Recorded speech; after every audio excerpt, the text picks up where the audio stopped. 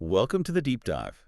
Today we're getting into something really fundamental for anyone delivering projects. Hmm. We're asking, why is working software truly the best way to measure progress? That's a critical question. Yeah, absolutely. Mm. And the insights we're exploring today, they come from a really fantastic book, Project Management for Project Managers by Orlando Casabon. Great resource. So our mission for you listening in is to really get why working software is so central in Agile. Not just what it is, but the deep why behind it. Makes sense. Okay, let's unpack this. Right. So the big thing with Agile, and this comes through really clearly, is how it completely flips the script on measuring progress compared to, the older ways. How so? Well, traditionally, you'd look at, say, how closely you're sticking to a super detailed plan, or maybe how much documentation you've churned out. Right, ticking boxes on a Gantt chart, that sort of thing. Exactly. But Agile says, hang on, that's not really progress. It shifts the focus firmly onto delivering actual usable value early and continuously. So it's less about the plan itself and more about the result of the plan. Precisely. It's a strategic move, really. It cuts down risk, speeds up learning. You find out much faster if you're on the right track. That's a huge shift, isn't it? Moving from just doing stuff to actually delivering stuff. And that core Agile principle is right there. Working software is the primary measure, not just a measure, but the main one. Yes, absolutely the primary one. Why is that specific emphasis just so critical? Why not something else?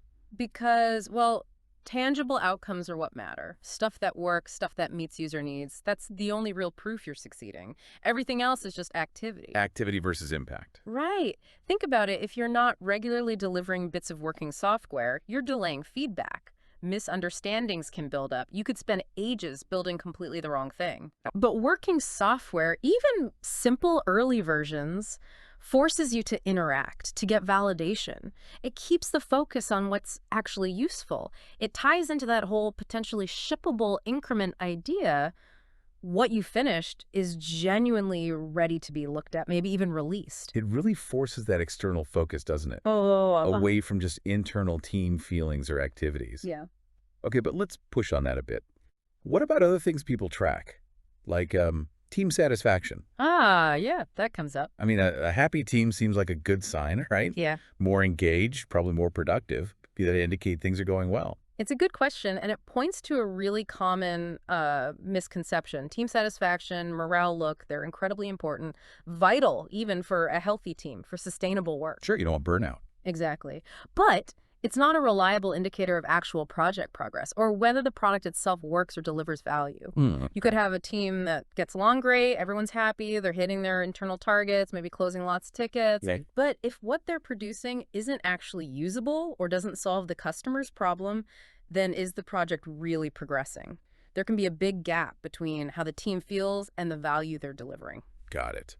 So happy team doesn't automatically equal valuable software hitting the mark. Makes sense. Oh. Okay, what about another common one? Completion of tasks. That feels very concrete. Yeah, checking things off a list feels productive. Totally. If all the tasks are done, surely that's progress, isn't it? Hmm. Project managers love reporting those completion rates. It's tempting, I get it, but again, it's misleading if it's your main measure. Task completion shows activity, it shows output, it doesn't necessarily show outcome or value. Output versus outcome again? Exactly. Think about it. A team could code every module, write every test, update all the docs, 100% task completion. Looks great on paper. Sounds perfect. But what if those modules don't integrate? Or the feature doesn't actually meet the user's need, or the tests show it's fundamentally broken? Then you've completed tasks but delivered. Nothing that works. Precisely.